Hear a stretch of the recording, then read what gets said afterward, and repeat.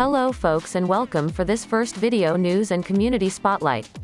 We are happy to share with you the latest extensions made by the community. Let's start with a first extension.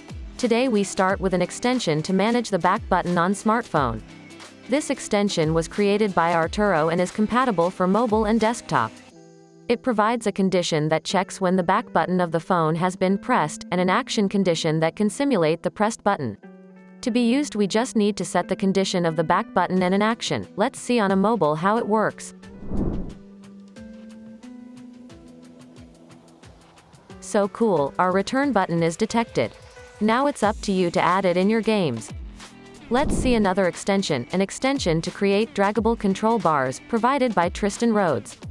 This new extension provides a behavior to add on a shape painter object. It has several options to change the styles of the slider. From the background color to the thickness, everything can be changed. Take a quick look at this extension and share your feedbacks with us. That's it for today. Continue to create. See you soon for more extensions. Goodbye folks.